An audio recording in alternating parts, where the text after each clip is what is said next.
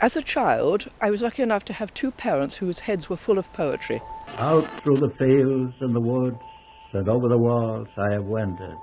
A poem is a very personal thing. It's about being human and it's about being you. And scientists are trained not to go on about being you.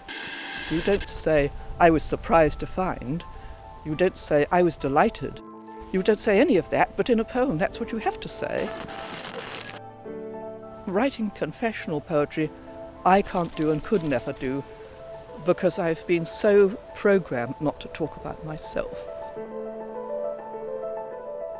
But what you can do is write about things you think you've understood. I have climbed the hills of view and looked at the world and descended.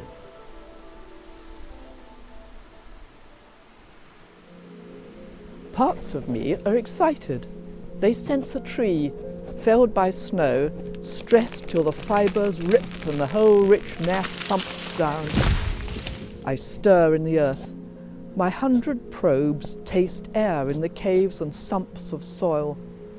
They rise to dampness and emerge into a bark-roofed underpass. There, my body squeezes close, flat to the bast, and signals me. I shift shape and flow, burning and melting wood, and as I go, I feel sweet monomers tingle on my skin, infusing me with power. I press on.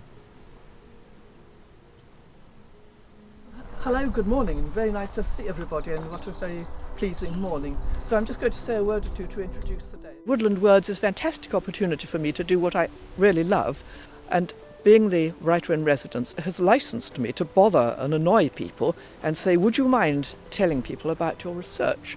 And then I've been able to bring along poets and give them this privileged view of the research. We did these measurements of carbon and water fluxes. The way CO2 other things move through the air is through the turbulent mixing of the air. The plants are still respiring, and just like humans, they are releasing CO2 when they respire. If we do this over the seasons, we can end up with a full picture of the breadth of the forest. It's about intense focus on something outside yourself for me. Enjoying the sensation of nature and then thinking about it. How does it come here? Why does it do this? What's it like to be it?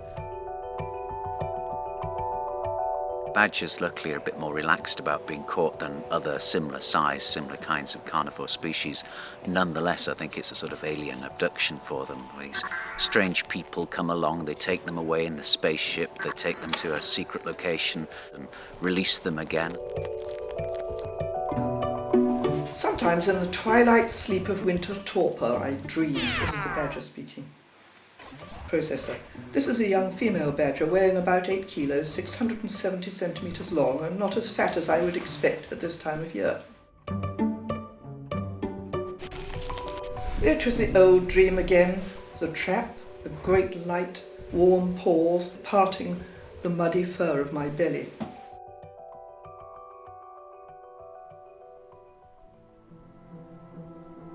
When I was 7, my mother took me to a second-hand bookshop in Highgate, North London, and bought me my first poetry book.